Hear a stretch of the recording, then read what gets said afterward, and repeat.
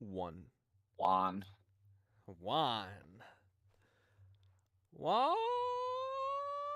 And hello, everybody. We've been live for like 10 seconds now. Oh, great. Hello. Okay, you're holding me out right now. I was like, I don't know if we started or not. That's my warm up. That's my warm up. We're doing warm ups at the beginning of the stream now. Good. Always. All right. Always.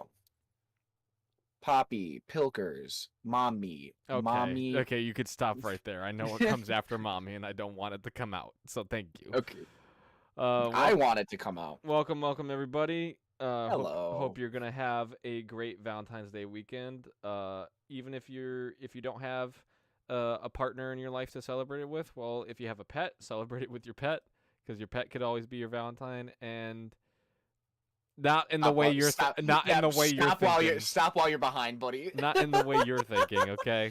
No, Yeah, guys, why do we always gotta make things weird? Like, I'm trying to be like, you guys take this thing too far.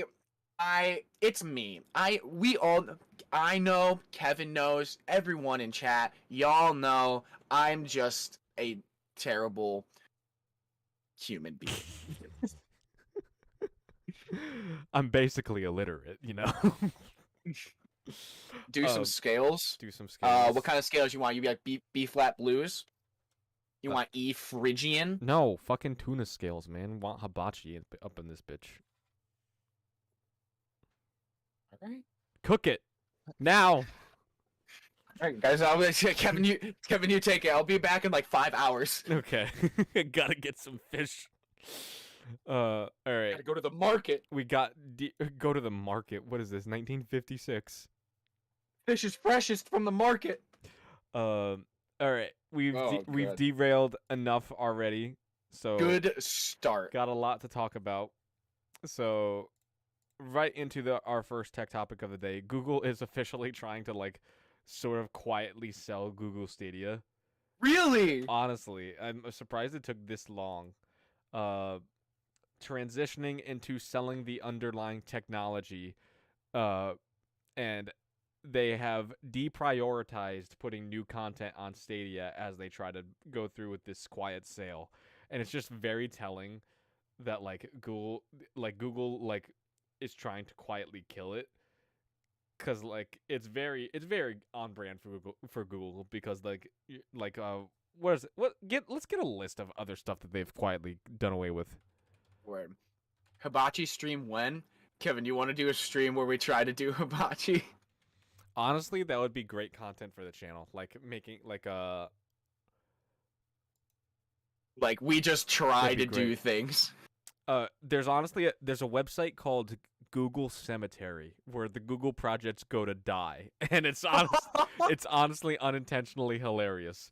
There's Google Cloud Print, Google Hangouts, Fabric. Google Hangouts! That recently died. That died in December 2020. There's Google Hire, which was like their LinkedIn spinoff. There's Google Clips, Daytally, Fabric, which was mobile analytics, Translator Toolkit, Google Bulletin, which is supposed to be their news service, G Suite Training, Fusion Tables. Like, the list is endless, dude. Google Trips for travel, cloud messaging, YouTube for Nintendo 3DS. Oh no. Chromecast audio. Like, oh my goodness. It's supposed to be, that was their Spotify competitor. Like, Google Plus, yep. Google Cemetery is great at remembering all the things that Google has killed. And mark my words, Google Stadia will be added to this graveyard at one point or another. Google Nexus. Oh my god. These names are just pretentious, and you could tell someone in Silicon Valley just totally thought, what if this name represented the idea that we had in our heads, man? Oh my god, it's so cringe. They have tried to do Google messaging so many times, and every time it has failed. Never, ever, ever worked whatsoever. It's so sad. Google Real Estate. If you say an idea out loud, Google has probably tried to do it. Google Video, Google Wave, Google real-time collaboration app. Google Dodgeball. What? Yeah. It was Google Mini, dude, an indexing device. But yeah, Google is trying to sell Stadia quietly. So like, remember when they were like, a couple years ago when they were like, it's the future of gaming.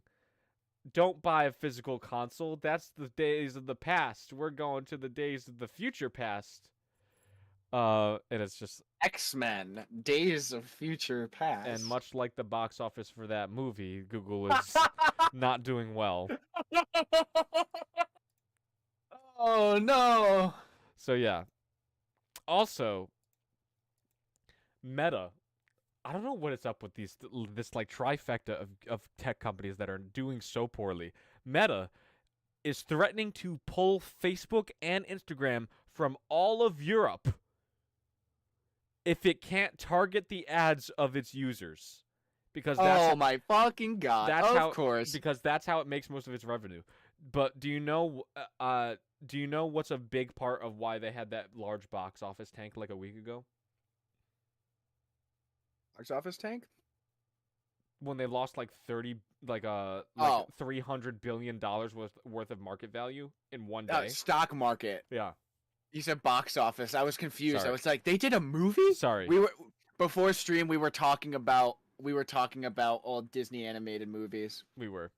For the and record, our mutual love for Treasure Planet. Treasure Planet is the GOAT, and like, there's no successor. I'm sorry. I'm sorry. Like, nothing will hit the same as that generation of, Disney animation, like Atlantis and Treasure Planet. They will just live on as cult classics. They were done so dirty, and it's absolutely so sad. If you go on our Treasure Planet on Reddit, there's actually like a link to a potential storyboard for a sequel. Aww. It's like Treasure Planet: The Wings of Ethereum or something like that, and I'm like, I love that. I love that. Oh my god! I just, you know what? I wanted more Ben, because Ben was such a great character. Absolutely, I want more Mort. Morph was great, dude. I had McDonald's toys of Morph, and he was the greatest thing ever. Oh my god. Okay, we're getting sidetracked again. We got to get back into this. I could talk about Treasure Planet for hours and how criminally underrated it is. But we got to get back into this. We'll do a video for it on the channel. We're going to be here all day. Honestly, we should. But yeah, I don't know what the hell is going on with Meta. What the hell? I don't know. I think they hit their like midlife crisis, or not less so, but more they're in a manic phase right now. They're just kind of going insane. I think they're becoming sort of like what Google started to be in like 2012. I think because, like, you know what I mean? When they like, we're gonna have a meta graveyard. When absolutely, they're like, because like the metaverse is like their new thing, right? That's their new thing that they're fixated on. I can tell you that the metaverse is either gonna be like massive and it's gonna be around forever, or Facebook is gonna try to do it for like 4 or 5 years. No one's gonna get into it, and then it's gonna quietly die. Like it's gonna be like a Google thing. Yeah. Like, and it's gonna be one of those two options, and absolutely nothing in between. Like, it's either gonna be like this is gonna be in every facet of our life, or this is gonna be like a project that Facebook is fixated on for years, and then they just quietly kill it one day when they realize it's not worth it anymore. Yeah. Because they realize, hey, maybe like we don't want to spend 50% of our lives in a digital space that is not real. But I digress. Surfshark and Nordvpn have merged into one VPN service. So that's interesting.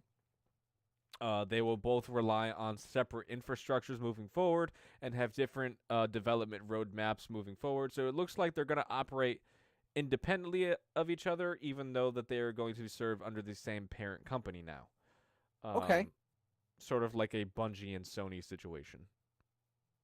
So, yeah, just food for thought. Another merger going on. And other cool, like, we don't highlight enough tech products on this show enough because, like, there's not enough that we're interested in to highlight. But there's this really neat little, it's not a big deal, but it's like this really neat little GPU keycap for your spacebar that came out that Asus did.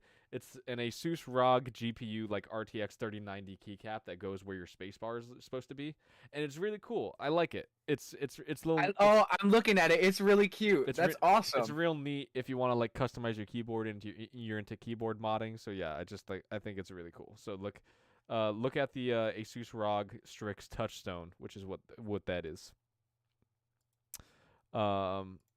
Moving forward, the U.S. government might be interested in making its own digital version of USD, so its own cryptocurrency equivalent of the American dollar, which is not hard to understand why they want to do that, because inflation has been so high this past year and like in recent years in general, and it's understandable why they would want to sort of have a fallback on that if inflation does get to be too much in one particular year, like this year, where having a secondary currency to default on would make it easier potentially for consumers to have like a sort of backup plan for in case like prices at the grocery store get to be too much. I think like prices at the grocery store for like meat are like 12% up above last year, and I'm like, oh Jesus, it's a lot. So like I'm not. Yeah, it's hard when I like my roast beef sandwiches every day for lunch. Yeah, it is difficult. I'm not necessarily against the idea of the U.S. creating their own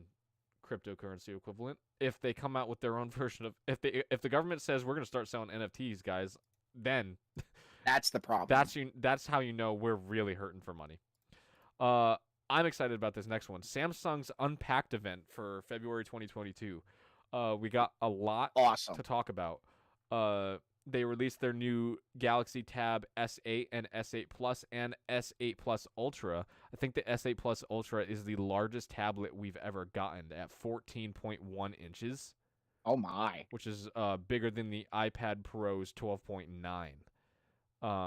So I think it is the largest mobile tablet we have. 14.6 inches actually. So almost 15 inches. And it's it's an AMOLED display, super AMOLED, and I'm just like, wow, this is great. 16 gigabytes of RAM and 512 gigabytes of storage, so it's basically a mini computer in your hands, which many people say the iPad Pro is. I think the iPad Pro even only has 6 gigabytes of RAM, so it's interesting that this has like so much more. And the battery is 11,200 milliamp hours, which is pretty interesting. And there are some... Wait. What? No, I was about to say, I didn't know if you were going to go on or not. I was about to mention that we also saw the Galaxy S22, S22 Plus, and Ultra. I was gonna touch on that more after I was done talking about the tablets. Word. But yeah, we got new tablets in. S8 comes in at 11 inches. S8 Plus comes in at 12.4 inches, and Galaxy S8 Tab Ultra comes in at 14.6. I don't know what the price points they're targeting is. I think the S8 starts at like $700 maybe. I think so. We also got a look at the S22 phone line, which is Samsung's new mainline non-foldable or moving phones, like mainstream phone line. The S22 and the S22 Plus are the successors to the S21 and S21 Plus, and the S22 Ultra is actually the spiritual successor to the S20 Note Ultra. Yeah, it's got a built-in S Pen. They're getting rid of the Note line, instead just making the top end their flagship. They're making it their like flagship phone now, which I think is really interesting. Apparently, I am so excited about this. Samsung has quoted that the S22 phone line is going to be getting integrated on the software level, integrated Snapchat, TikTok, Instagram, and YouTube optimizations so that it works on the level and on the quality of integrated iPhone optimization. So that Android quality video on those apps will no longer look like poopy. It'll just look as good as an iPhone. And the whole We've reason made it. and the whole reason it looks like crap on Android is because there's this whole like Android is an operating system that has many different versions of it. So the app developers for Snapchat, TikTok, and all those apps that I mentioned, they push one version of Android that'll work very broadly that's unoptimized. So it doesn't work well, but it works across all these different versions of Android, right? Whereas iOS, there's only a single version of iOS, so the developers of those apps can optimize pretty efficiently for that one version. But now we're getting this one optimization, at least for Samsung phones. It sucks if you have like a OnePlus or a Google Pixel, but hopefully this trend will continue and we'll be able to see optimizations in further Android phones as well.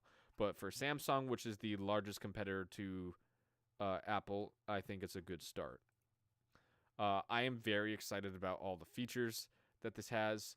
The S22 Ultra is the phone that I'm honestly most excited about.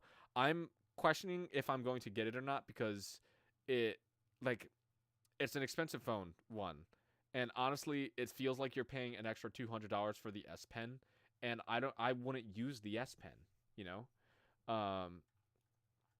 Granted, Right. it's nice to have the phone is large. It's a 6.8-inch display. And at that point, you're essentially rocking a mini tablet. Like the screen for the Nintendo Switch is only 7 inches itself. So it's about the same size as a Nintendo Switch tablet, for reference. But I don't know. It seems like you're paying a lot for the pen. However, the cameras, this thing, I shit you not, Got has 4 cameras. 5 camera lenses. 5. I thought I saw 4. Let me look. Let me try again.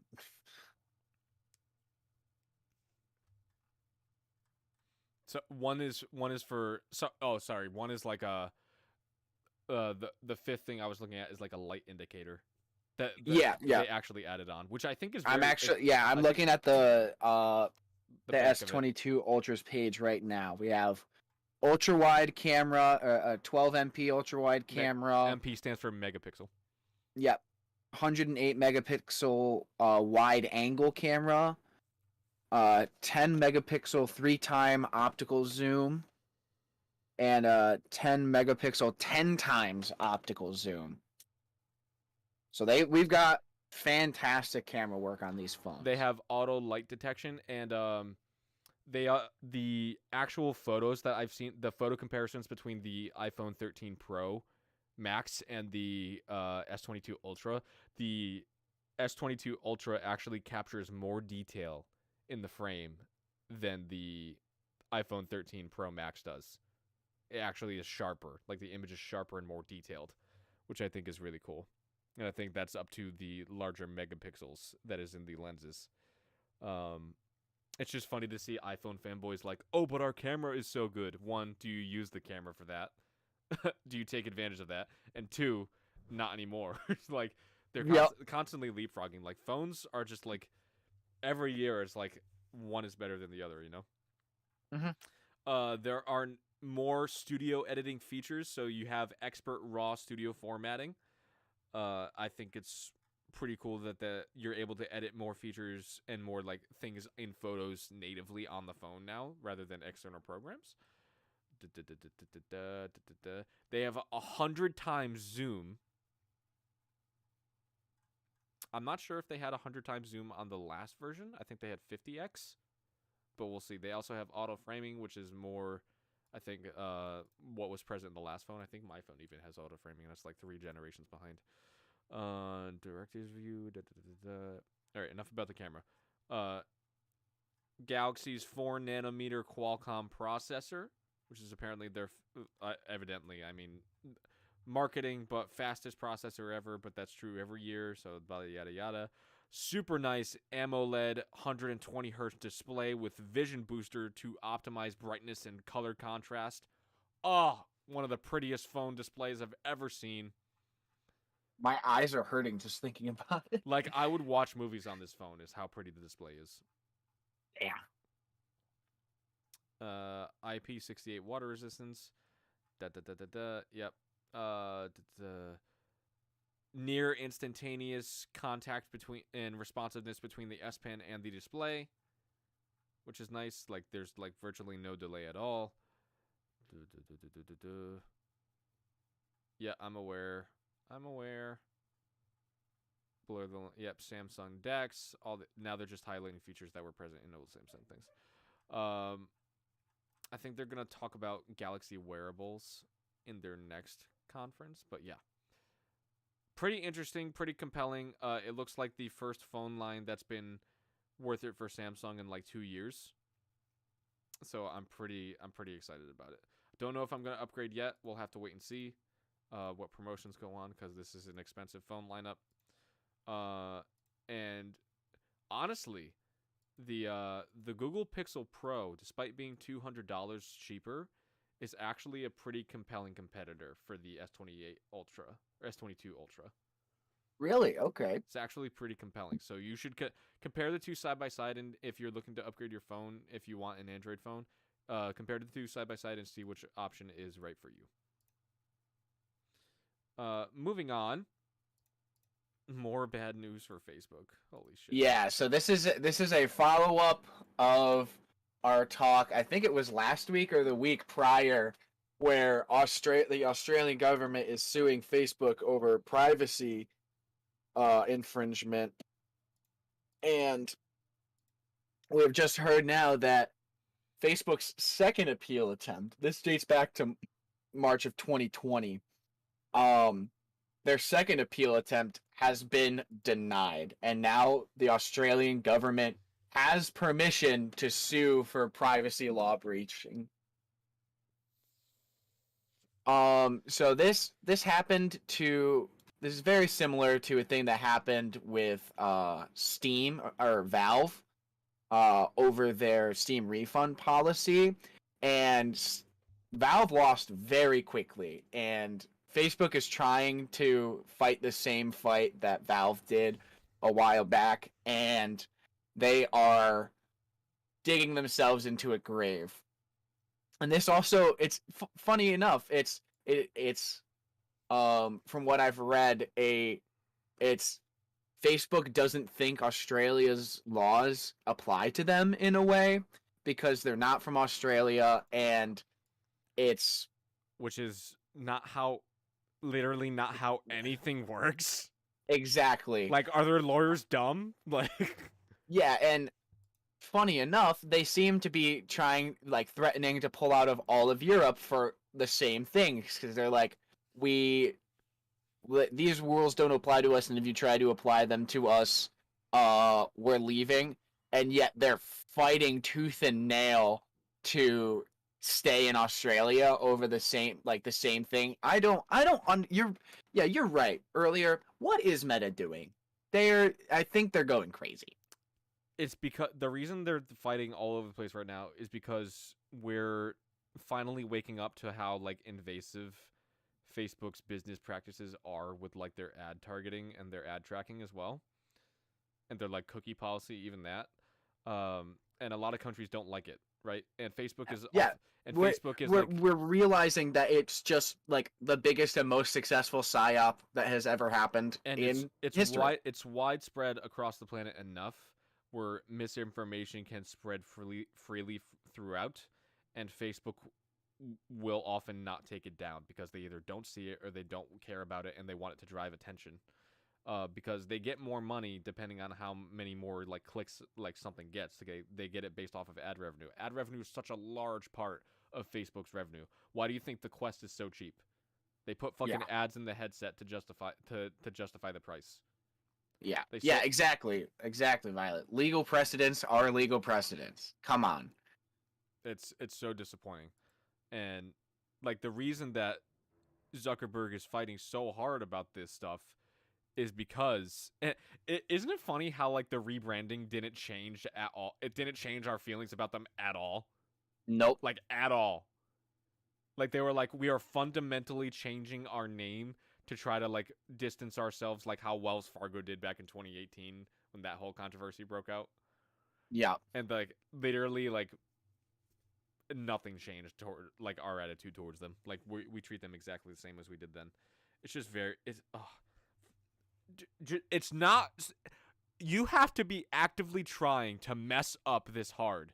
Why would you base your business model so heavily around like solely ad revenue? Like this is a doomed to fail thing. Like it. I'm not even a business major and I could see this coming. Like, why?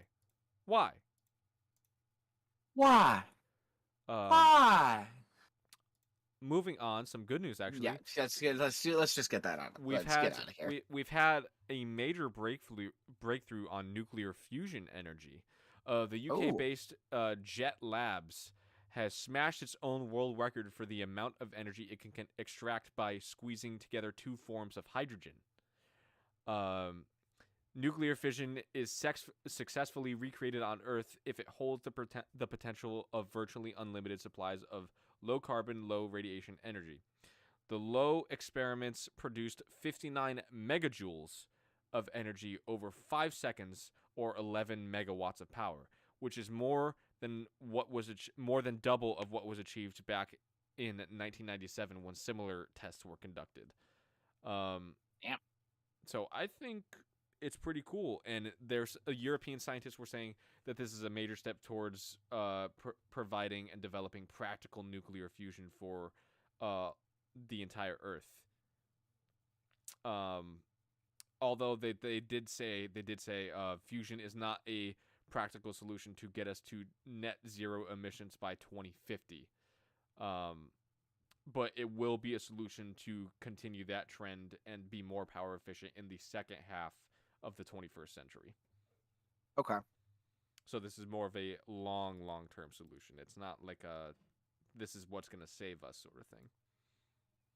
Got to think of other ways to do it first. Yeah. Also, very important thing that we're going to highlight right now. I don't know if anyone remembers this, but back in around 2012, the Earn It Act was going to be passed. The Earn It Act, it was introduced in 2012. It's been reintroduced again with a new version of it in the House of Congress and in the Senate in the U.S. Right. The Earn It Act would, if passed, this new iteration of it would pare back online service providers' broad immunity under federal law of Section 230. What Section 230 does is protect internet service providers and all these different web outlets, like basically every place that has a web address and every social media presence, basically the internet. If you own something on the internet, you are protected under Section 230. If you host like a presence where media can be uploaded or any like things can be exchanged, something like that. Under Section 230, you are protected against liability against primarily CSAM or CP, which, if you need to know what that is, Google is a thing. Google is free. I'm not going to say it here because the algorithm will block us.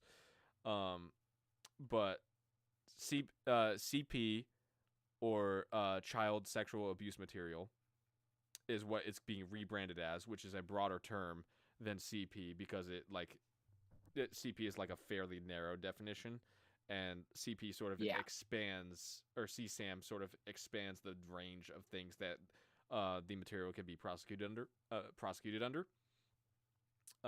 And it can now be exposed, and the offenders can now be exposed to civil lawsuits as well as state level criminal charges as well as federal ones with this expanded definition. So one of the things that the Earn It Act would do, if proposed, would broaden the range of things that they could be prosecuted for under CSAM. Like it would sort of broaden the scope of things that they would be liable for.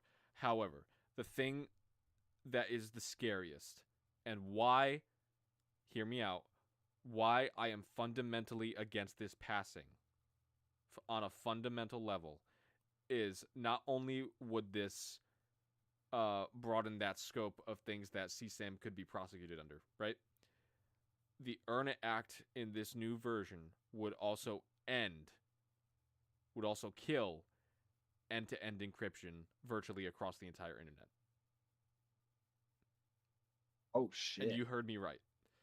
Which means this would give government agencies and local law enforcement and federal law enforcement on every level, back doors to every place on the internet to where nothing is encrypted and you could potentially be prosecuted for everything. Granted, they say that they are only looking for child sexual abuse material. However, we know that this is a slippery slope. It sets the precedent. It plants the seed. We know that if end-to-end encryption is fundamentally killed, it's only a matter of time before law enforcement starts looking for other things. And then before you know it, in a couple years, we're in a Big Brother type situation. Where you can't post anything online without fear of being prosecuted for it. No matter how big or how small. I think this is a step too far. Yeah. And what I think it comes down to, this was proposed. One of the senators who proposed the ERNA Act, the reintroduced plan, was Senator Richard Blumenthal. And Richard Blumenthal, I would argue, fundamentally doesn't understand how the internet works. I think he doesn't understand how valuable end-to-end encryption is, because not only does that open it up to law enforcement to potentially prosecute people for other things rather than producing CSAM, it also opens up hackers to attack any sensitive information on any potential website. You think hacking is a problem now? You think data breaches are a problem now? Wait till end-to-end encryption is no longer allowed in the US. It will be an utter internet dystopia. I would have never suggested going off the grid before, but if end-to-end encryption is fundamentally ended, like, this is much bigger than net neutrality being killed. Like, this is not internet freedom being killed. This is internet security being killed. This is a larger deal. This is a much bigger deal than net neutrality ever was. Like, this is your protection online being threatened by this bill. And this goes to show how little the US Senate fundamentally understands how the internet works. End-to-end encryption is there to protect the users. It's there to protect them from internet harm and to prevent them from the massive flood of malware and viruses that could potentially be exposed to them if it wasn't there. So I urge you, write to your senators, write to your congresspeople, this cannot be allowed to pass. I understand their hearts are in the right place. I agree that CSAM is abhorrent and should never be allowed anywhere. And in any circumstance where we have less of it in the world, it is a good thing. However, if the price of that is we have to surrender all internet security and all of our personal protections online, that is a price that I am never willing to pay. Absolutely not. Exactly. I was about to say, because it could just easily, it sounds like a hacker's dream. Absolutely. Because it could just easily be, those backdoors can just easily be used maliciously. You would never be allowed to browse safely on the internet again. Ever. Anywhere you went online, if you logged an IP address, you would be at risk. And in many circumstances, it would only be a matter of time before people found the information that is sensitive to you. So this bill absolutely cannot be allowed to pass. I am personally going to write to my senator about this. I'm going to write to my congressperson about this, because this is something that I am very passionate about. Internet security is something that I am very passionate about. And so protection online is something that should never be threatened. People are always like, my rights are being threatened. You have a right to be protected online. You have a right to not be subjected to McCarthy-era level scrutiny, which is essentially what this is. Yeah. Granted, they are looking for something objectively morally abhorrent. They are looking for something that it is objectively Yeah, it's like you said, their heart is in the right place, but it is not the way to do it. This is not the way to go about it. They have to find another way, because this is not the answer to this problem. That is my soapbox. So I urge everyone watching, if you see this later, I don't care what time you see this, write to your congressperson, write to your state representatives.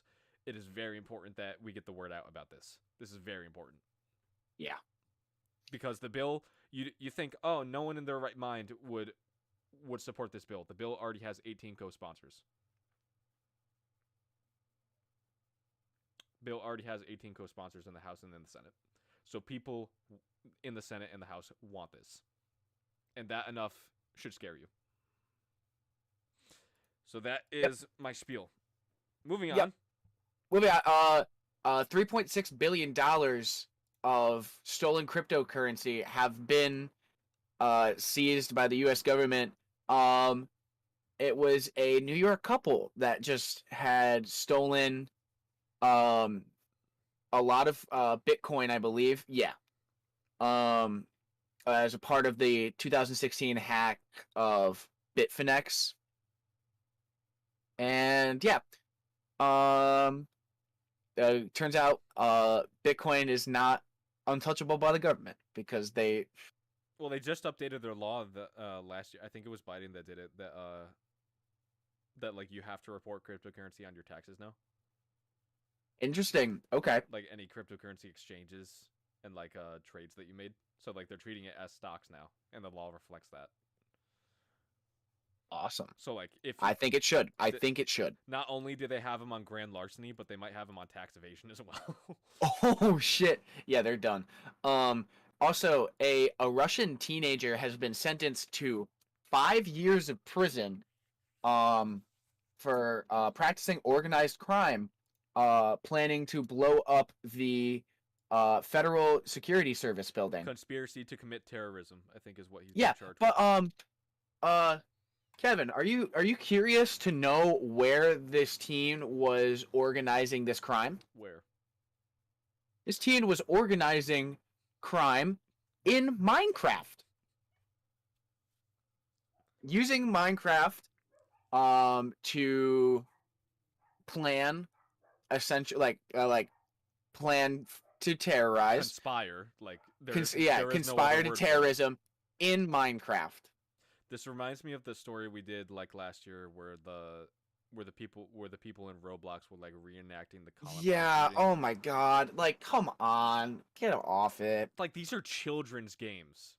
These are but this is also a child. It is a teenager that got sentenced to prison. It's not like some 40-year-old just hiding in Minecraft gathering the masses. Which, no matter what age you are, this isn't an excuse to do this. Absolutely not. Oh, that's crazy. How did it come to this? I don't know. I think that's a trend we're unfortunately going to see more of. Because, like, the people have realized that, like, large gaming communities like that are, like, law enforcement doesn't keep a very close eye on them. So I think they're vulnerable to that sort of stuff, you know? Yeah, but it's just a terrible thing. Very unfortunate. I didn't think we'd be talking about like acts of terrorism on this stream, and yet here we are because it was in a video game. This is the world we live in. We live in a society. I'm trying.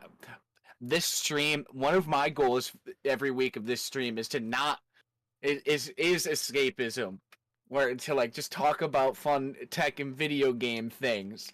I don't want to have to talk about these things. Come on, guys. Final tech topic for the day. GPD Win, which is GPD, the Chinese tech manufacturer, claims that the Steam Deck is worse than the GPD Win 3 and is a closed platform, therefore it is inherently bad. Users call GPD's statement shameful. No one is buying into this. They're like, guys, buy the Win 3. So let me. So the GPD is a Chinese company. So a Chinese spokesperson for GPD offered comment on this. Back during the announcement of the Steam Deck in back in July, the official news for the spokesperson for GPD claimed that the Steam Deck was inferior to their GPD Win 3, which is their competing handheld PC device, and their Win Max 2021, both on the level of tech specs and how the Valve Linux distro SteamOS, which is the operating system that the Steam Deck runs on, would be a closed platform. The actual quote is as follows. This is a direct quote from the company spokesperson. This is translated from Mandarin, so bear with me. It's not verbatim. It's just the English translation. As you can see above, the Steam Deck is using a custom APU. The CPU part is still Zen 2 architecture. There is, quote, nothing outstanding. From its low efficiency in rendering games and its announced 15-watt TDP power consumption limit, I can clearly say that the overall performance of the Steam Deck is not on the level of the GPD Win 3. Don't kid yourself. The only reason Gabe Newell created this product is to make a closed system, not to let you install Windows to play pirated games. Someone, a Reddit user, responded to GPD saying, pirated games are always a gray area. It's fine you talk about it among your groups, but putting it in the official announcements, you're telling me pirating games is an advantage and paying actual money for a game is a disadvantage? What the fuck is your company talking about? GPD replied to this user. Oh, here we go. Get the popcorn, guys. A GPD comment, the response to the user is as follows. Quote, let me tell you, as long as there would be a pirated equivalent online, I will not pay the real game. People will not pay for the real game. I never say pirating is an advantage, but I do believe if you're able to find a pirated version, then you should definitely play it. You're better than 99% of the people. Do you think telling the truth about this phenomenon is showing off? That is the full comment. Look, dude. What? What? This is a company that sells gaming hardware openly advocating for pirating games on their official company website. Whoa! What the fuck? Like, you just watched me. I don't, like, what would you call this? It's just, it's a chain. I just put a chain in my mouth because I needed to do something out, like, asinine, because I can't process this. There's putting your foot in your mouth, and then there's putting your entire shoe collection in your mouth. Like, you are choking on Vera Bradley, bro. Oh my god. That is both the funniest and the most disrespectful thing I've seen posted about game development in years. I can't. Oh my god. No way. An actual company said A that. spokesperson for the company. No. Like, it's one thing if they, like, that's the company's thoughts and the spokesperson said that. It's another thing if GPD was like, whoa, what are you saying? Granted, that's not verbatim what they said. It's an English translation it's a from translation, Mandarin. But still. That still is very bad. I don't think. Let me tell you. Oh my god! It's the let me tell you that you knew you were in for a rough ride. Like, it's the response to the user that was worse, I think. Social media staff who don't have jobs anymore. Oh my god! So the testing. Okay. So ever since when the Steam Deck began being tested, as it turns out, unsurprisingly, the GPD Win 3 is by far objectively worse in performance compared to the Steam Deck, despite costing twice as much. What more can you say? What more? I can't even. I said the headline that I put in the top in the doc is GPD makes a fool out of itself, because they just made a complete and utter ass out of themselves online, serving utterly Sell no your purpose. GPD stocks, everybody. It's going down. Oh my god. Okay. What a topic to take us. What a tech topic to end on. All right. Absolutely. All right, let's get into some quick cool gaming ones. It Takes Two has sold 5 million copies. Fantastic milestone for a fantastic game. I absolutely loved it, and I can't wait to see it sell more. But hold on, it costs twice as much, but I can pirate games on it, so...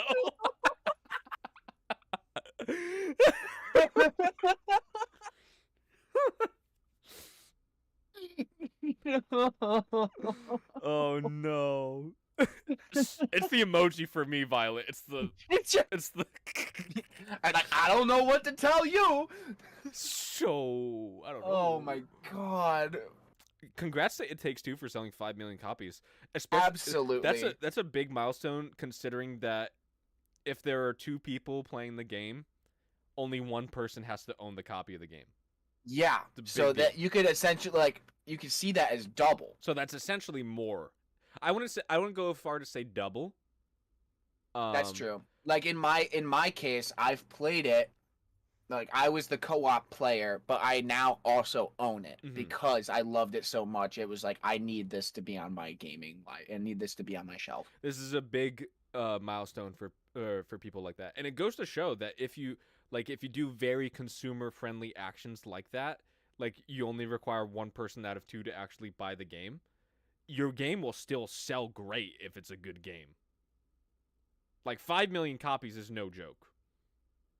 Like there are Pokemon games that don't sell 5 million copies. Yeah. And it's so. By the way, you know what? Just going off on that little tangent, I actually noticed today. I was like curious. I was like, what's the best selling Pokemon game of all time? Turns out it's Red and Blue. Really? Red and Blue are still the best selling Pokemon games of all time. Technically, Red, Blue, Green, and Yellow. You know. Which is Gen 1. Sold almost 50 million copies worldwide. Big deal. Damn. Yeah, it's still funny. Like back in 1996, after all these years, like it's still the top dog. The third biggest seller, I think gold and what's gold? What's the counter equivalent? Gold and silver. Gold and silver is number 2, and then number 3 is actually Sun and Moon. I can see Sun and Moon. That was definitely very popular. So that's the top 3 right there. But yeah, Gold and Silver were the second the second best selling, and it launched with horrible cartridge malfunctions. You couldn't say I have an original copy of Silver somewhere. It was for the Game Boy Color, right? Yeah, you can't save. Imagine how unfortunate. Imagine how good it would have done if it didn't have those problems. Honestly, yeah.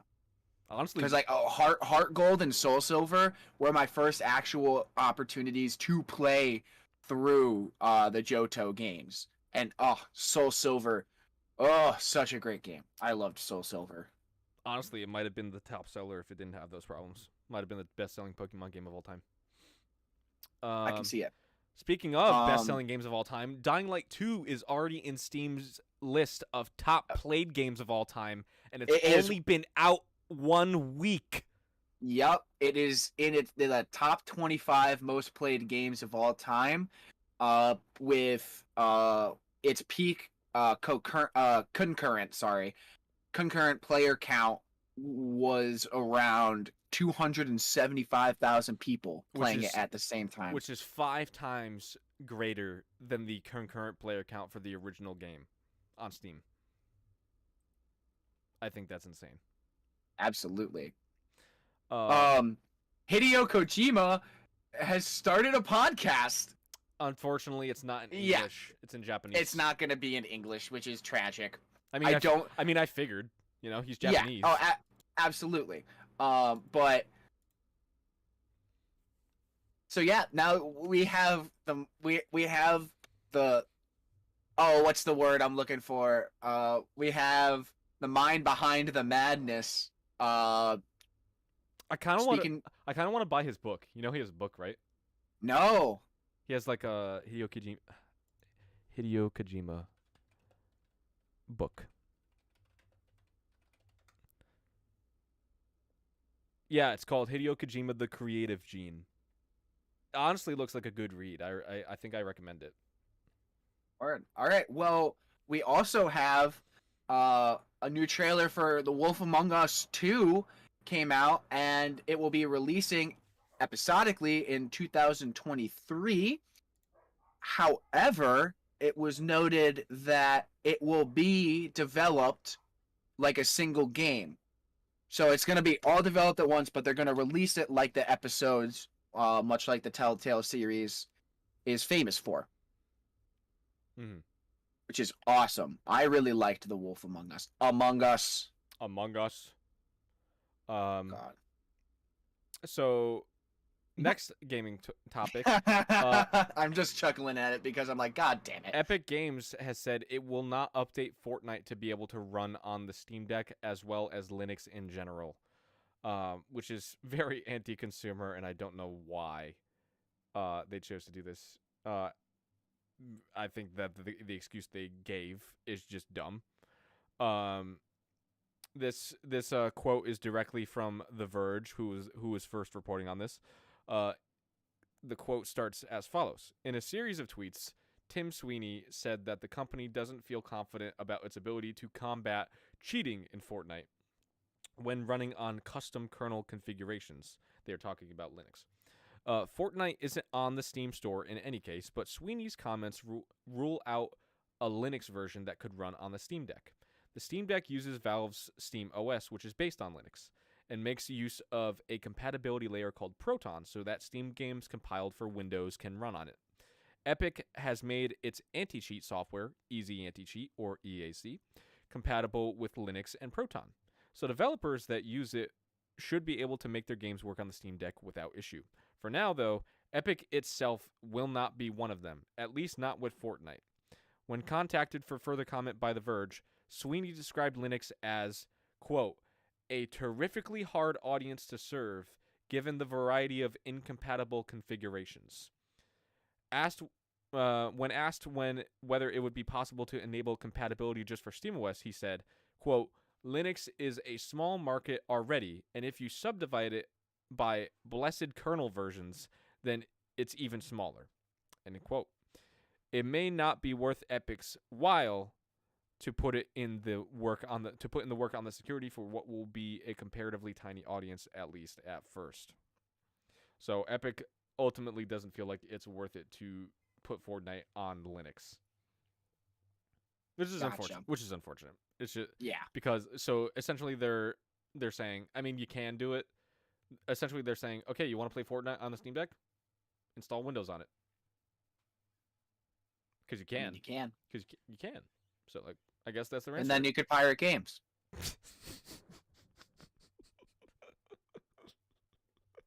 Oh my god. But I'm sorry. I still can't stop thinking about that. I'm going to be thinking about that all day. Yeah. All day. So, thank you, Violet. Incredible. Moving on. The Gaming 2022 award nominees are announced, and I said it weird because it is the Gay Gaming Awards, or the Gaming Awards, which are awards that specifically highlight LGBTQ plus gaming awards for industry diversity, authentic LGBTQ plus representation, and as well as the most popular LGBTQ plus streamer and more. Our nominees are as follows. The Gaming Awards 2022 Game of the Year nominees are Boyfriend Dungeon, which is actually a great game. It is so fun. Life is Strange True Colors, which is another great game. I've played it. Not my favorite Life is Strange game, but it's a good one. I enjoyed it. Psychonauts, which does I'm assuming they mean Psychonauts 2. I'm assuming so, yeah. I think that was just a misquote. And Unpacking. I haven't actually played Unpacking. I'm not sure I know about Unpacking. I'll look into it. It's like a Nintendo. It's like one of those. Do you know Moving Out? Yes. Switch. It's sort of like that. I'm looking at it. Oh, this looks cute, and also it looks like it would be extremely sad. Yeah. The Gaming Magazine Readers Award nominees are Boyfriend Dungeon, Forza Horizon 5. I cannot talk praise about that game enough. Metroid Dread, Resident Evil Village, Sable, Shin Megami Tensei 5, Super Monkey Ball Banana Mania, Absolute goated game, and the great Ace Attorney's Chronicles. The Gaming Awards Industry Diversity Award nominees are I think these are just organizations. So the organization I Need Diverse Games, London Gamers, but spelled GAYMERS, Yuki's hashtag Raise the Game Pledge, and Women in Games International. The Gaming Awards Authentic Representation Award nominees are Boyfriend Dungeon, Life is Strange True Colors, Unpacking, and Unsighted. Have not heard of Unsighted, even remotely. The Gaming Awards nominees for Best LGBTQ Character. Oh, Unsighted looks like it's a blast. Really? I should look into it after the stream. Looks like turn-based combat, or maybe not. Hold up. The awards for Best LGBTQ Character are Alex Chen from Life is Strange True Colors, which makes sense. Helmut Fulbear and Bob Zanato from Psychonauts 2. Steph Gingrich from Life is Strange True Colors, which is my personal vote. Meredith Weiss from Lake. Have not played. I would say Weiss. The nominees for Best LGBTQ Indie Game are Boyfriend Dungeon, A Year of Springs, Lake, Sword of the Necromancer, Unpacking, and When the Night Comes. I don't know how to pronounce most of these streamers' names. Do you want to take a crack at that? All right. LGBTQ Streamer of the Year Award nominees are Amesy, Blizzbear, Critical Bard, Evo, Errit, Nihichu, Ready Set Ben, Wreck-It Raven, Sammy MJ, Shaba and Jamie, Sean, and Toph. That's much better than I would have done with those. And then the Rising Star Award for LGBTQ streamers, the nominees are as follows. It's Me, Holly, Crunchy. Sorry, I had the wrong phonetics on that. Coder Girl Chan, Lucia Everblack. Sorry, I'm thinking the Italian pronunciation. Yep. Lucia Everblack, Luke _Boogie, and Trish Olsen. One of my favorite award categories, Best LGBTQ Comic Book Moment nominees is in DC Pride #1, Killer Queens, The Pride Omnibus, and X Factor #10. Those are all great storylines. I highly if you're a superhero fan in any way, I highly recommend you read that, because not only are they important for LGBTQ representation, they are also objectively good issues and objectively good stories. Absolutely. We have the LGBTQ Tabletop Game Award nominees for Adventuring with Pride, Queer We Go Again. What a great name. S tier name. The House Doesn't Always Win, Thirsty Sword Lesbians. Again, S tier name. S tier names. And Wander Home. And then finally we have the best LGBTQ contribution to esports nominees. We have Amanda Stevens, Cloud9 White Valorant team, the Chicago Metropolitan Sports Association, and Emmy Captain Fluke Donaldson. Gotcha. Voting is open, but only for 2 categories in the Gaming Awards for 2022. You can vote in Streamer of the Year Award, as well as the Gaming Magazine Reader's Choice Award. And you can look at it on their website at gamingmag.com/awards. And that's gaming spelled GAYMING. So gamingmag.com/awards to cast your votes. Yeah. I think That's awesome. I think that is a great award show for increased representation in gaming. All right, I'm gonna get into some Bandai Namco news for a second. First of all, they are currently investigating Elden Ring after the extremely detrimental exploit in Dark Souls. It's so bad. It's so bad. And Dark Souls 1 is still down. It is offline. I think Dark Souls 1, 2, and 3 on PC. It's bad. It's bad. So they're currently looking into making sure that this does not happen on launch for Elden Ring. PC. On PC. Yeah. As well, also Bandai Namco related, they are it hurts to say. They are investing $130 million into a project for Metaverse.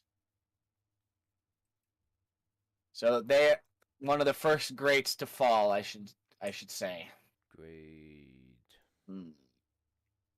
You want to talk about the petition? Yeah, he does. I was so disappointed. Okay, I have to update the numbers because the numbers have gone up. I was so disappointed with how Battlefield 2042 failed to launch. Honestly, the game should have been called Failure to Launch, because that's it didn't launch. It just rolled. It rolled down the runway, and it crashed into the trees at the end. There is a petition right now on change.org if you want to cast your vote. I casted my vote yesterday. Of Battlefield 2042 players to allow full refunds on all platforms of the game because of the poor technical issues, the poor technical state of the game, as well as the barren content in it. There's like virtually nothing to do in it, as well as just like general like gripes and concerns about the game. I am posting a link in the chat. It's 24 seconds long. This is the launch of Battlefield 2042. The petition is for 200,000 signatures, which is their first goal, and so far 162,000 signatures have been signed. 162? The petition's been up for 2 days.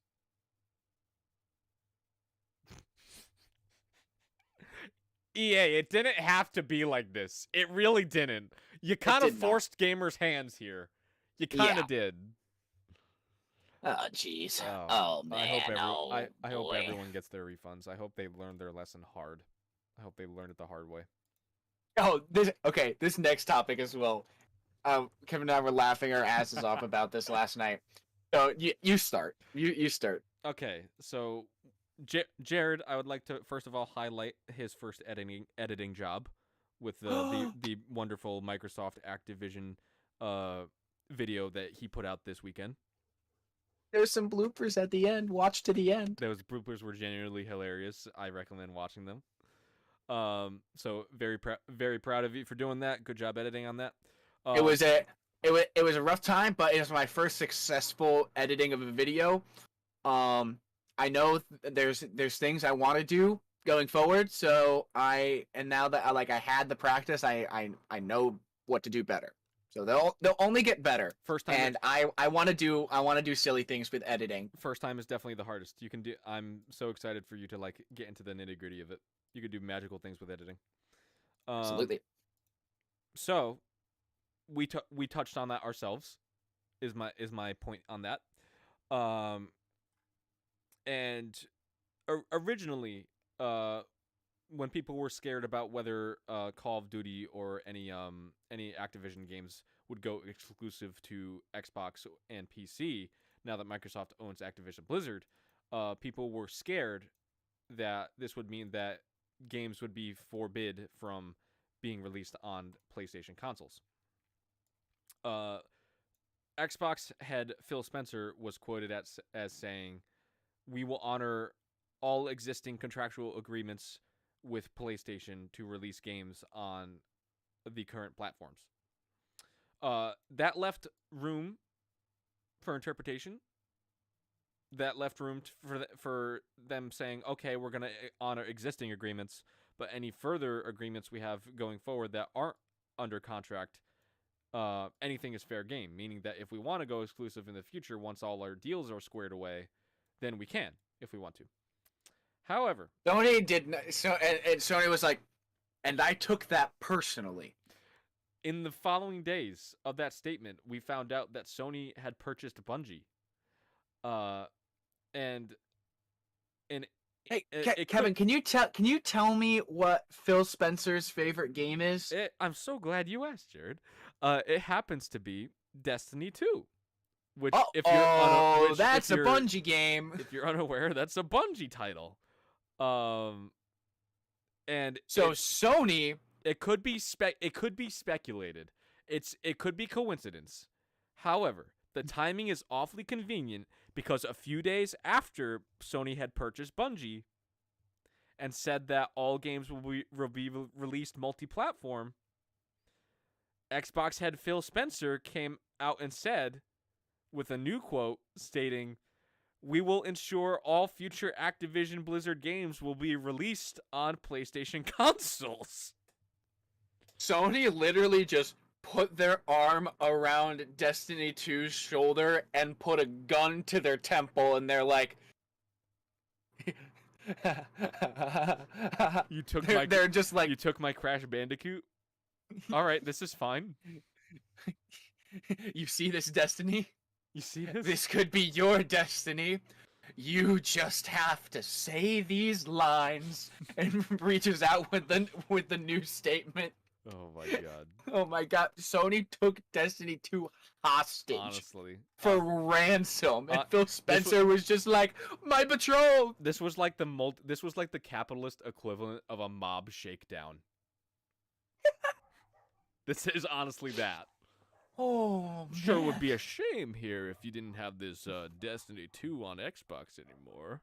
Maybe you and I could work something out. Yeah, she. Oh my god. It's so apparently, funny. Beyond Good and Evil 2 is still in pre-production. Oh my god, it's been like 5 years! After being announced at E3 in 2017. Oh no. They're still in the pre-planning stages. I understand that games take a long time to develop. However, I can't imagine the development hell that they're going through right now. However, this is longer. This is going to take longer than Cyberpunk's development period at this point.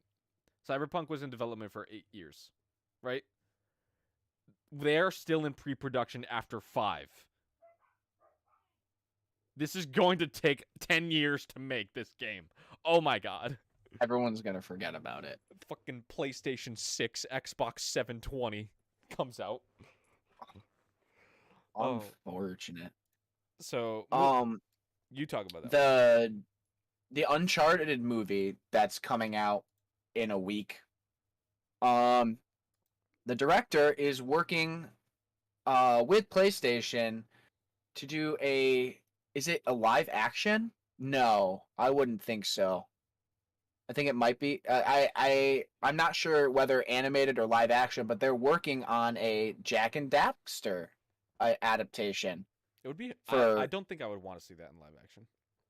yeah, no, I would personally prefer a animated Jack and Daxter movie. I think a Jack and Daxter TV show would work really well. Yeah, Like you think? yeah, and Cyberpunk did launch in such a great state. Yeah. Right. Yeah, that's pretty cool. Yeah, I think I'm thinking, excited to see Uncharted. I'm thinking of sort of like the Saturday morning cartoon vibe for if it went the TV show route. That would be cute. Yeah. I'd like that a lot. Yeah, I think that would be cool. Very wholesome. All right. All right. Got Nintendo news to talk Another about. big topic. Headline topic. We are recapping the Nintendo Direct from 2 days ago. Yeah. Wow. There was a lot. First off, major announcements. We had Xenoblade Chronicles 3 announced for September of this year. Pretty cool. I haven't played the series much. All I know is Naked Shulk from Smash. It's like one of the most successful RPGs on the Switch, I think. All right, I guess I'll have to look into them. Good luck, because they're not currently in print, so it's impossible to find the game anywhere. I've been looking for myself for 2, and it's so hard. Kevin, all of these rumors. We finally got Mario Kart 9.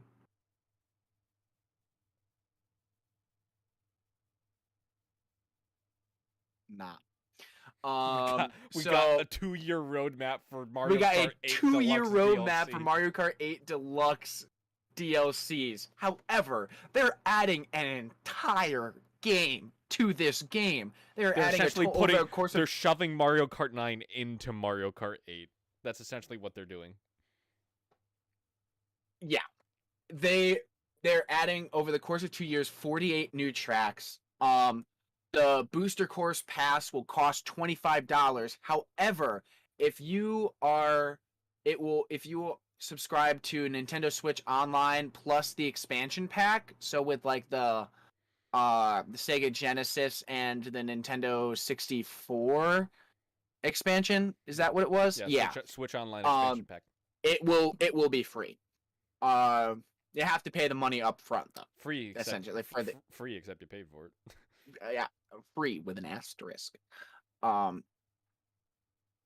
so we're not getting Mario Kart 9 till like 2025, guys. Honestly, I'm okay with it though. I didn't really want a Mario Kart 9 yet, anyway, because the 8 is so good still.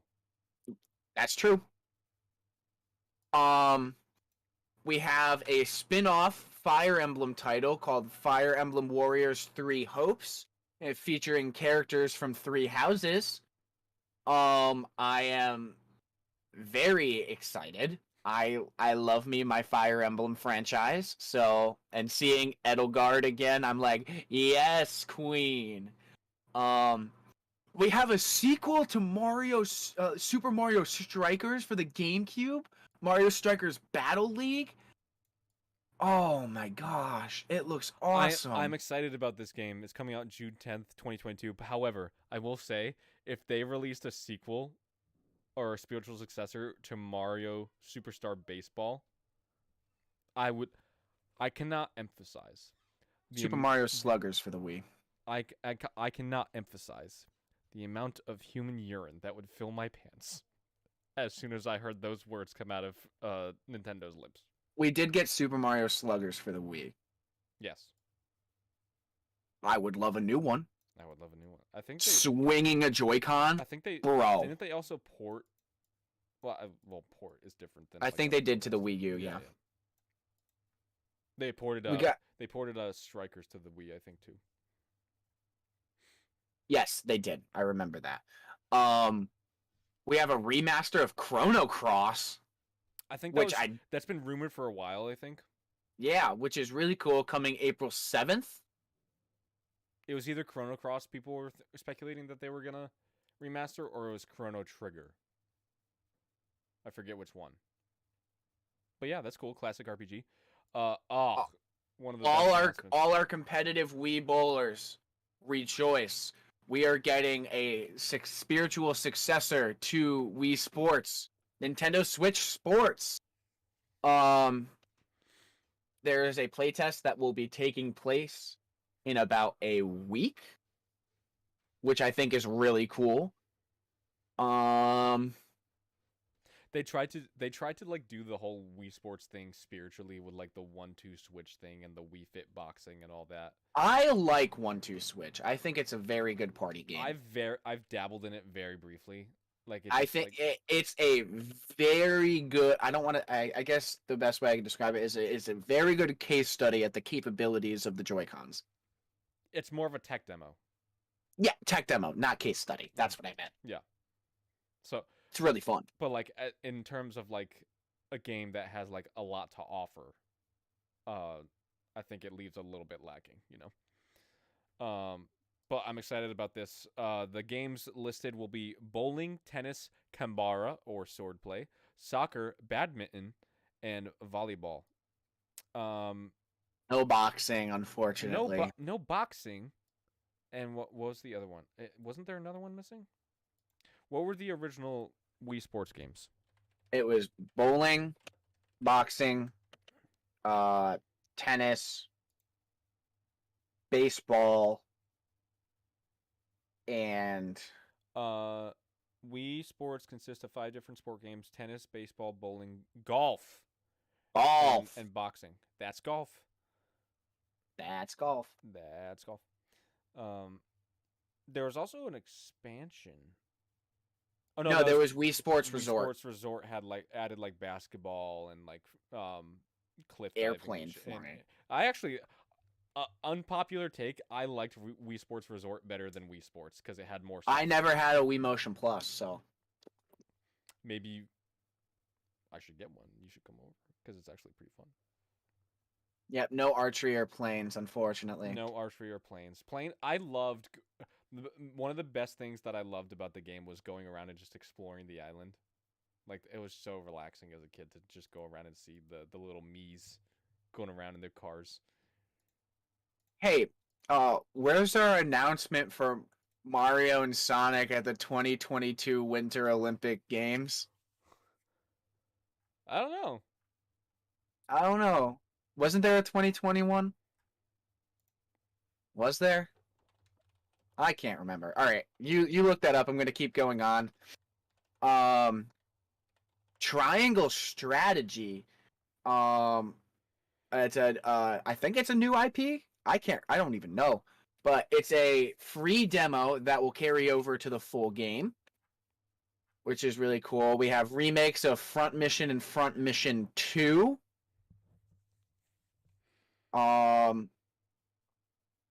We had a new trailer for Splatoon 3 featuring its Salmon Run. Did China detain it? Oh no.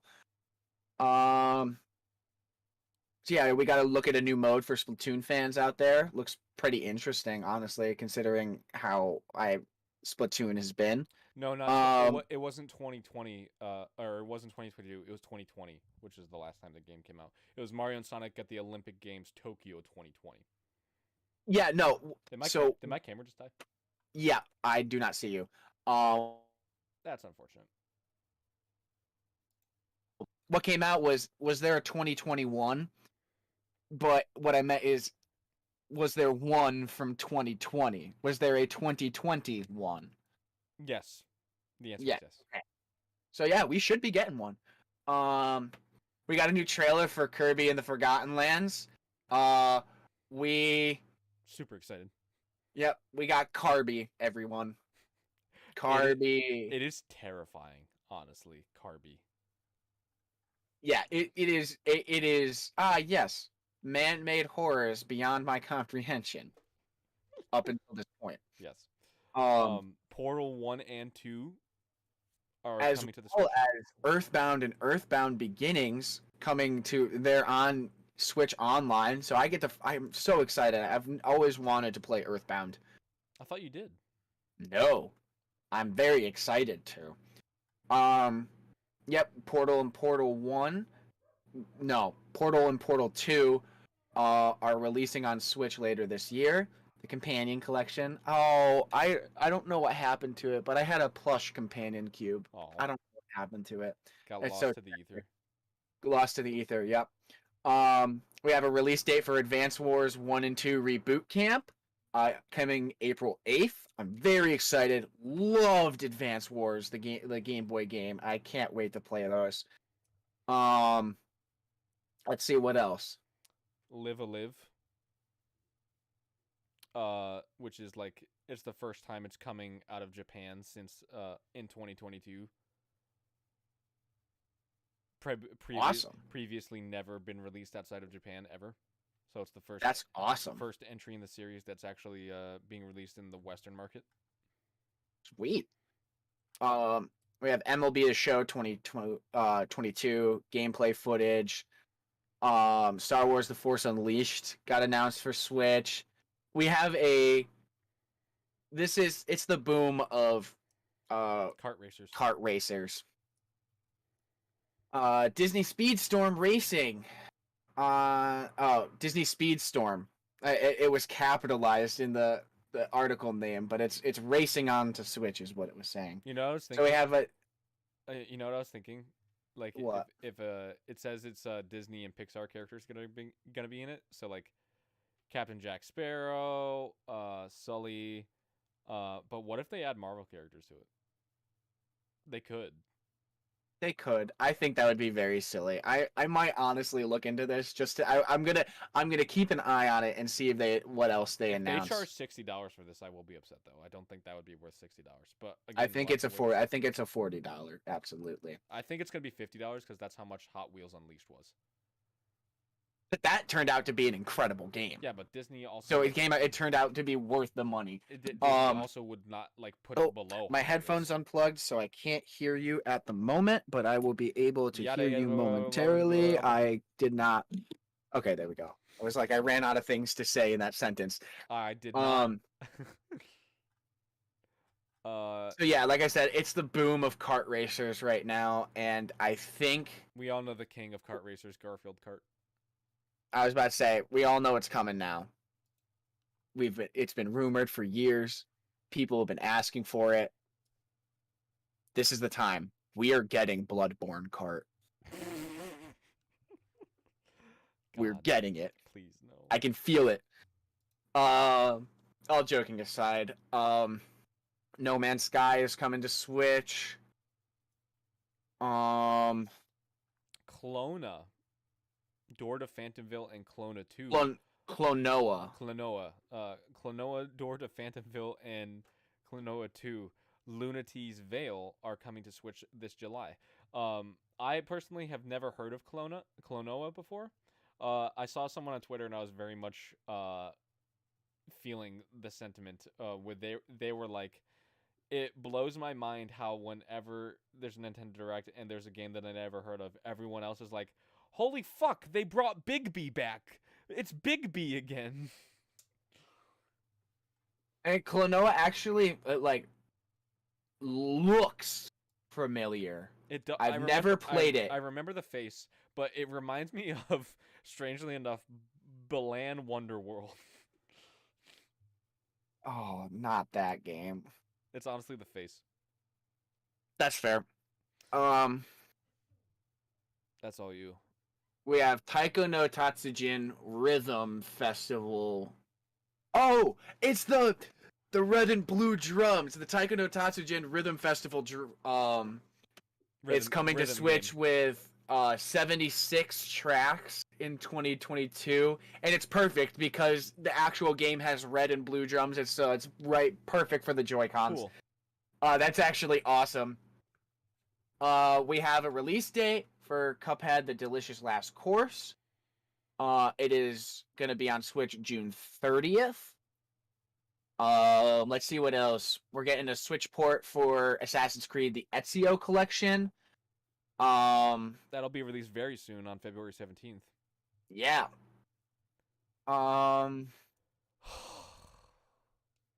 Yeah.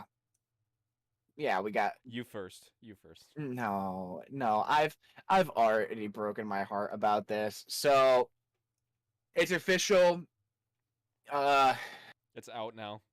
sorry, I need to adjust my specs because we all know Kingdom Hearts game titles are obnoxious. They decided to name the collection the Kingdom Hearts Integrum Masterpiece of all of the games through 3. For Cloud. That's part of the title. Oh, Christ. Yeah, it's all for Cloud from Final Fantasy VII. He's in the game. It's just like, so it's for me? It's for him, right? He's in the games, yeah. It's released. I can't wait to hear the raving reviews of how amazing it runs and how amazing it is. It's out. Came out yesterday. Anyways, I'm done talking about it. It's so unfortunate. Nintendo was just lazy here. That's all I'm gonna say. They were just super lazy. They have Doom Eternal running on the Switch. There is they have Skyrim running on the Switch. They have fucking full-fledged RPGs that work on PS4 and Xbox One on the Switch. There is no reason why Kingdom Hearts 3 and all the Kingdom Hearts games couldn't run natively on the Switch. That is all I'm gonna say. Thank you for your time. Yeah.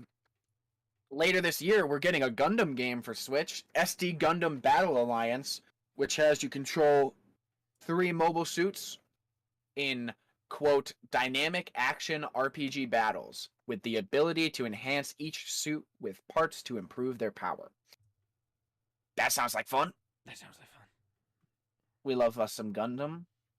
A roguelike set in a dark fantasy world, Getsufuma Den, Undying Moon.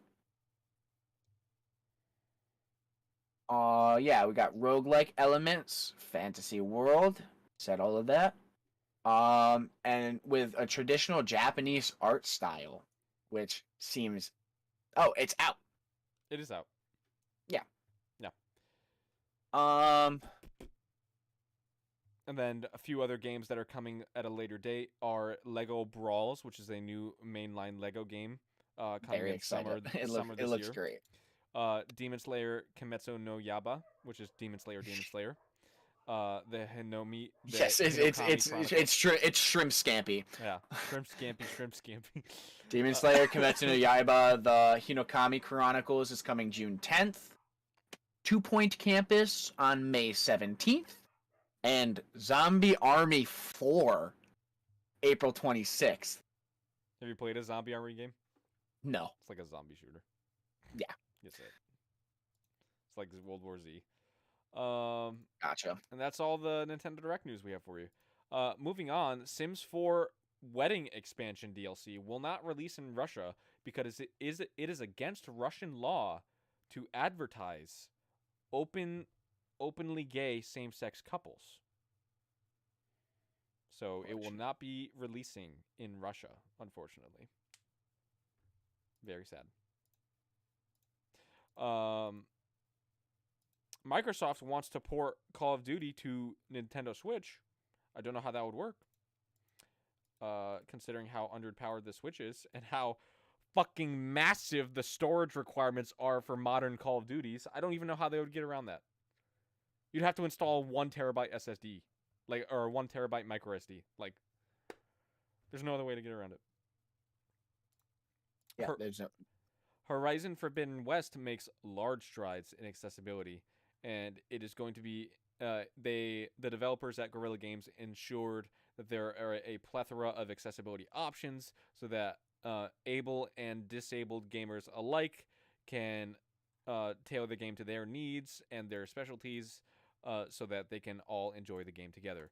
The full accessibility lists notable features include changeable difficulty, quest pathfinding, waypoint pathfinding, contextual reminders, auto heal, auto concentration, co-pilot aim assist, auto sprint, swap movement sensitivity, vibration intensity adjustability settings, adaptive triggers, motion blur, speech volume, audio mixture settings, text language display subtitles, and many more.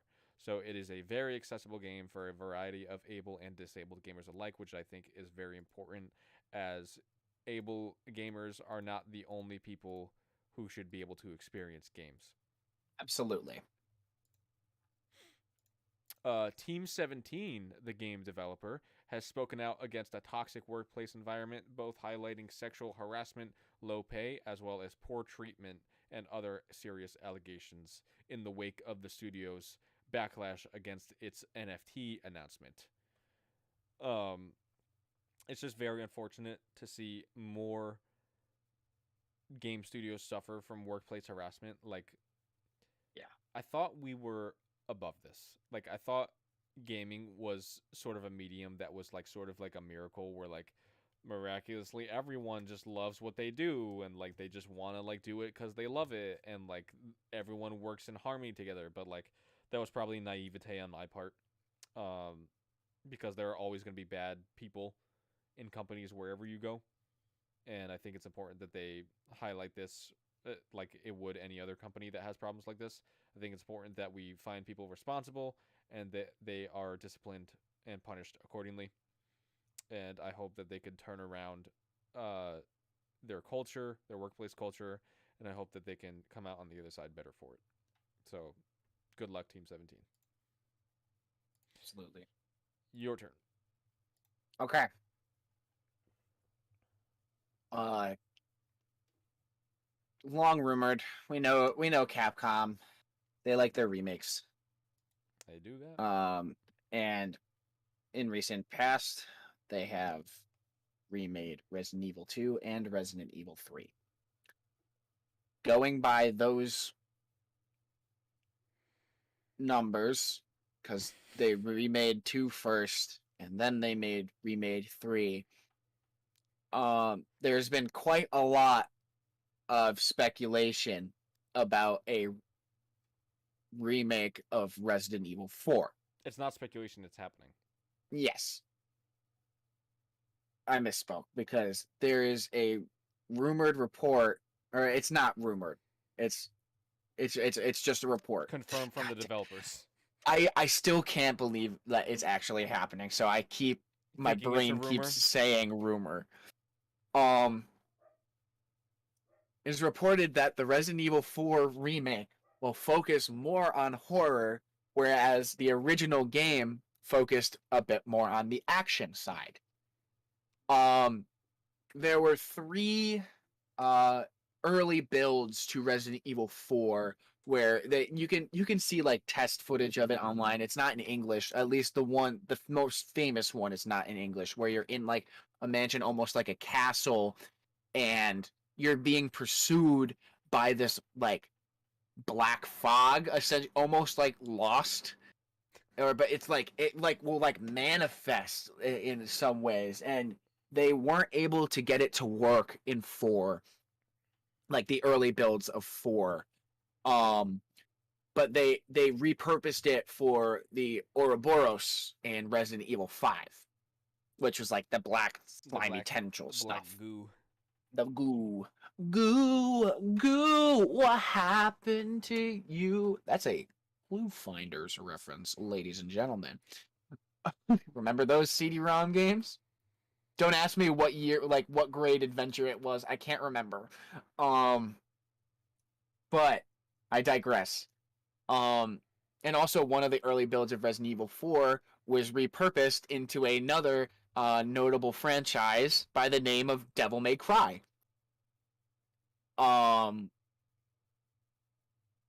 The remake. Sorry, my train of thought is just like, oh my god, I love Resident Evil 4. You want me to steer you towards talking points? No, I got it. Fanbyte has reported that they are using these original 3 builds as reference, and they want to make like while paying homage to the original Resident Evil 4, they want to create a new story, which I'm absolutely excited about. They said, like, again, focusing more on horror. More of the game is going to take place at night because a lot of the original Resident Evil 4 did take place during daytime, albeit like gray sky. Like it wasn't blue skies and shiny and happy. Oh yeah, Pajama Sam is coming to Switch Online. Thank you, Violet. I totally forgot about that. Um, scarier approach. Um, the Ada Wong, prototypes. Ada Wong expansion. Ada Yes. Wong story will So be expanded they upon. want to put more. They want to give the side characters bigger roles, which I am so excited for because my soapbox, your soapbox from earlier, you've already talked plenty about. But my soapbox is that Ada Wong has criminally been underused in the Resident Evil franchise, Yeah, I agree. and I think her story is awesome. The air of like I will say though, like the air of mystery around her, it's like the mystery box. I think it was James Gunn that did a TED talk about that.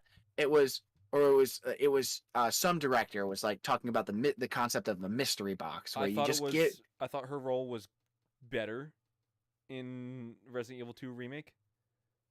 I thought it was. Yeah, and you're still just like, who is she? What is her? What are her motives? What are her mission? What's her mission? It said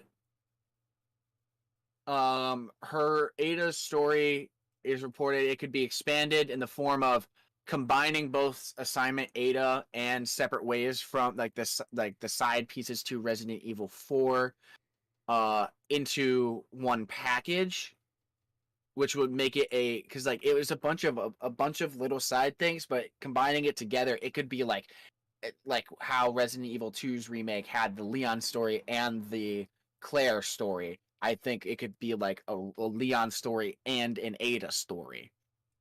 I think that I would say that just because of how I feel about the characters in the series, I think you would like much like Resident Evil 6. There was a fourth storyline that you didn't unlock until you beat all the others. I think you would have to play as Leon, like through Leon's story, to unlock Ada's side, for it to make sense. Maybe. But this is all speculation from me because I'm obsessed with this game. I love Resident Evil 4. There's also a rumor that Albert Wesker will be directly in the game and not just a reference point for the game. Yeah, and not just on a screen telling Ada what her each chapter's mission is in separate ways. Like, that's another thing. I've always wanted Leon to encounter Wesker.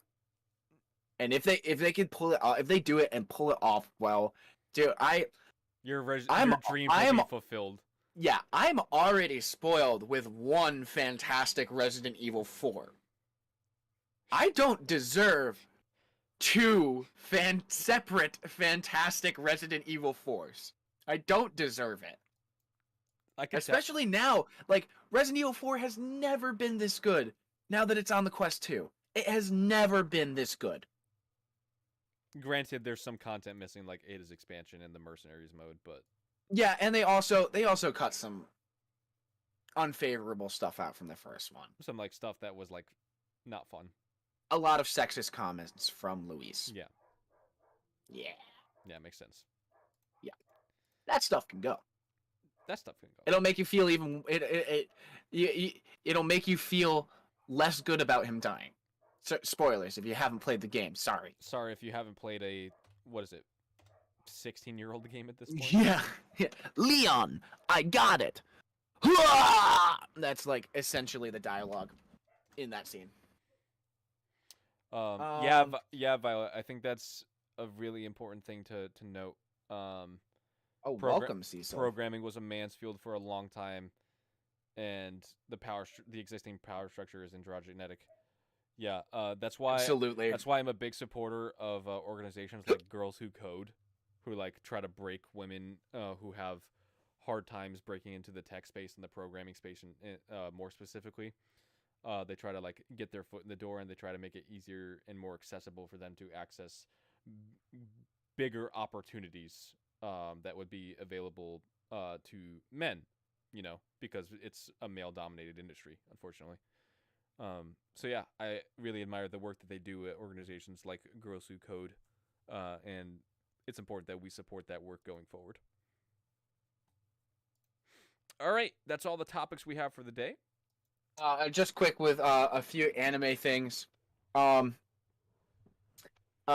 dolls have seen a popularity spike after the debut of My Dress Up Darling's anime, which I think is awesome. There's It's running alongside Sabakui Bisco, two new series to watch out for. I think if you guys are looking for something to watch, or like looking for something to get invested in, two great series. Sabakui Bisco is just an absolutely wild ride.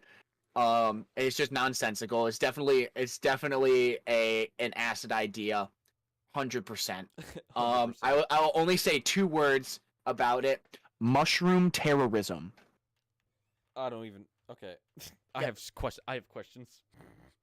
Yeah, exactly. If you have questions, watch it. There's 5 episodes out right now, maybe 6. I'm not sure if I watched this week's new episodes, but My Dress Up Darling, absolutely lovely series. It's so cute. To see 2 people from completely different walks of life come together in their shared love of cosplaying. Honestly. It's super cute.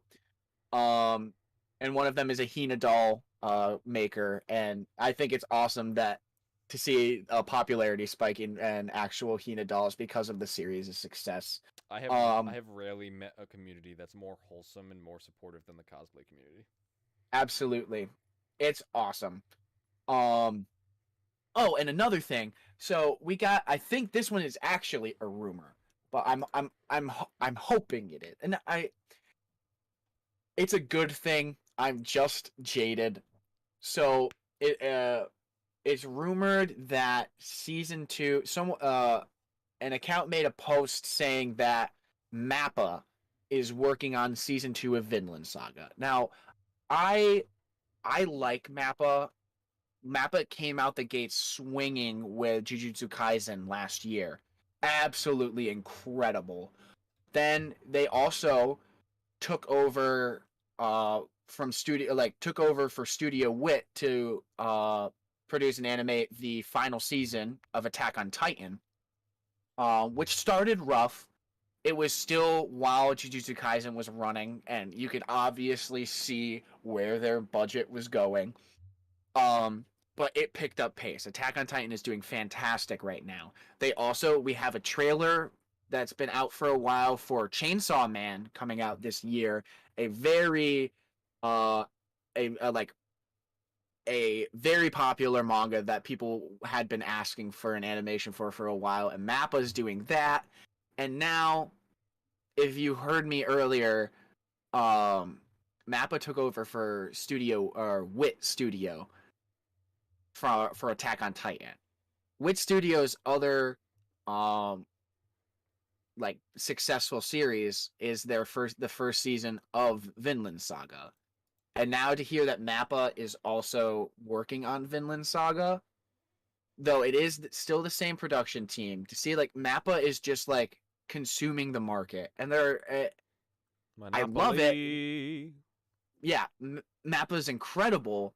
I just feel like they're taking on too much, or at the same time taking too much away from they're taking away too many great opportunities for other studios that are also incredible, like Ufotable and Trigger.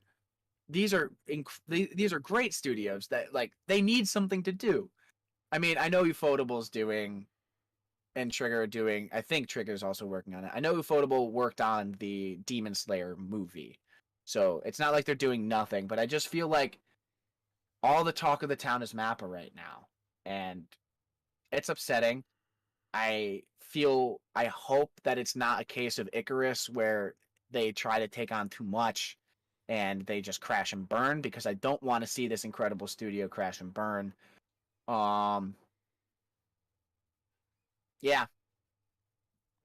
That's about it from what I had to say about that. All right. Hope they get their shit together. Yeah. So we'll get you guys out of here with watch/play. Then one last. I totally forgot. Fire Force the manga Fire Force is ending in 2 chapters. It's very sad, and the second to last chapter is coming very soon. So I've been reading it for a while now, easily over a year. It's gonna be sad to see it go. Fantastic series, but I'm glad that the writer knows, when to end it. They'll keep it short and sweet. which I think is Yeah. something that a lot of animes could take you It to. also really kind of seems like Dr. Stone, the manga of Dr. Stone, is getting close to the end too. Yeah, man, like a lot of big ones are ending. My Hero's gonna be ending soon. My Hero is entering its final arc. My Hero's gonna be ending soon. Attack on Titan is like over, Yeah, basically. Attack on Titan's manga has been done for a while. Mm-hmm. Attack on Titan's like over, and My Hero's gonna be over soon, and Again, we still have the animes to look forward to, but there's not much left of it though. yeah, no, there's probably going to be 2 seasons. Yeah, like a lot of the big dogs are like falling. You know, they're ending. They're not falling. Not They're falling, just they're retiring. They're retiring. But like, they're like ending, and it's like bittersweet. You know. Oh, this is a call to action. Anyone who is a fan of Fire Force, I implore you to read or like watch or read Soul Eater before you watch Fire Force or before you see Fire Force through to the end, because they're in the last like 20 chapters. It's not explicit callbacks, but or like tie-ins, but it's like same themes of Soul Eater, and it's really all, as someone who one of the first things I watched of my own accord back in like middle school was Soul Eater. To see all of this stuff now, I'm literally like, we body eating good type of thing. Like, it's so cool to see. We eating good. All right, we've rambled on long enough. We're gonna get you guys out of here with watch last play, and then we'll all get started on our weekend all hunky dory like. So yeah, absolutely. First up, we got a new mobile game. We got My Hero Ultra Impact, which is a mobile action RPG based on My Hero, out on iOS and Android now. I'm gonna take a look at that. We have the Kingdom Hearts Integra Masterpiece for Cloud. Oh god. Is out on Nintendo Switch. We have Crossfire X is a console exclusive out on exclusively Xbox One and Xbox Series X. You don't see a lot of those. Getsu Fumaden, Undying Moon is out on Nintendo Switch. We have Ali Ali World out on PC, Nintendo Switch, PS4, PS5, Xbox One, and Xbox Series X. And finally, my personal pick of the week, we have Sifu is out on PC, PS4, and PS5. Sifu is one of the hardest games that I've played in years. No game has challenged me as much as this game since like 2018. It is so hard. But you will feel like such a badass if you beat it. If you conquer it, there are few feats in gaming that will leave you with the immense amount of satisfaction that you will get from beating it. It is hard. This is not a baby game. This is not for people who are just casual gamers who just want to enjoy their time. These are for people who want to get good and want to prove their skills.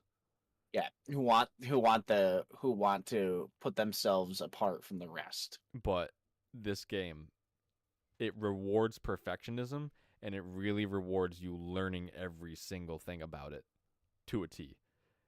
And if that's your jam, then I highly recommend you take a look at Sifu. So yeah, take it away with movies. Okay, we have Loop. Okay, hold on. I need to look at this for a second. Something wrong? So, we have the STK movie, which is Super Toad Kai. It's a YouTube channel. This is a movie that is on YouTube. Okay. I just need to read this for a second. Bowser Jr. and his friends, Cooper and Toad, are in for a treat when they find a glowing object which beams them with superpowers. After that, a robot who calls himself Trooper appears and mistakes them for a group of ancient heroes known as the Diamond Crusaders, which he killed thousands of years ago. Great.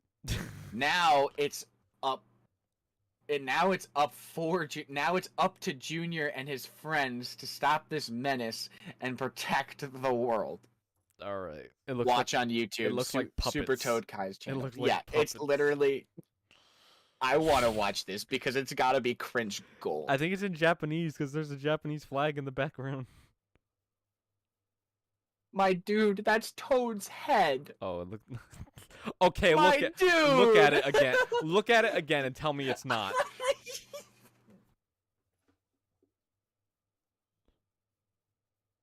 I'm having a meltdown right now. I'm having a mental breakdown casually. Hacker, trust no one. Alone with you. A fistful of forgery. And today's releases we have Playground. Big box office release Death on the Nile. Sorry. I was like, the Nile's not dead. Yeah. Marry Me. Looks like an Owen Wilson. I will if you ask nicely. Is that Owen Wilson? Pretty sure, yeah. Yes, and J-Lo. We have Super Cool. Looks like raunchy teen comedy, but rated R. And we have I Want You Back, an Amazon original movie starring Charlie Day. And Clint Eastwood? Is that for real? And Jenny Slate. Oh my goodness. Scott Eastwood. Okay. Oh. Yeah, all I saw was Eastwood. I was like, oh, I interesting. was like, what? All right. Take it Some away, TV. Penny. Some TV. All right. So, new releases to look forward to this past week. Fix my We chair. got a new season of The Girl Before out on HBO Max. We got a new season of About Last Night out on HBO Max. We got a new season of Adventure of the Ring out on HBO Max. A new season of Until Life Do Us Part out on Netflix. A new season of Inventing Anna out on Netflix. And a new season of Love and Leashes out on Netflix. We have a new season of Dollface out on Hulu. A new season of Joe Bob's Heartbreak Trailer Park. Dollface. New season of Dollface is out. Yes. Oh Season fuck 2. yes. And we have a new season of Joe Bob's Heartbreak Trailer Park out on Shudder, the Shudder network. And we have I love Joe Bob. And we have a new season of Everything's Gonna Be All White, as in white people, out on HBO Max. So yeah, that's all the TV we have, and that is our show. So thank you guys so much for watching, and hope you have a fabulous Valentine's Day weekend. Hope you have a great Super Bowl day weekend. If football is your jam, if it's not, that's okay. Hope you have a great weekend. If you're in not, general. at least take a look at that halftime show, man. It is stacked. Have you seen? Did you see who's performing? I have no idea who's performing. Eminem, Snoop Dogg, Dr. Dre, Kendrick Lamar, and oh my God, what was her name? Oh, give me 1 second. There's one more. She's like, it was like so many like late 90s, early 2000s like rap and R&B icons and Kendrick Lamar. Like, it's going to be an incredible halftime show. Damn, I'll have to look forward to that. Eminem is my favorite rapper, so. Kendrick Lamar is my favorite. Kendrick Lamar is my. You know who actually is a great artist that I love? T-Pain. T-Pain is fucking sick. Oh, it was Mary J. Blige. Mary J. Blige. Oh, Jesus. Yeah, no, it's going to be an incredible halftime show. I can't fucking wait. What the hell? What the hell is happening? There it All is. right. Thank you, Izzy. Thank you so much for watching, and we'll see you same time next week, same time, same channel.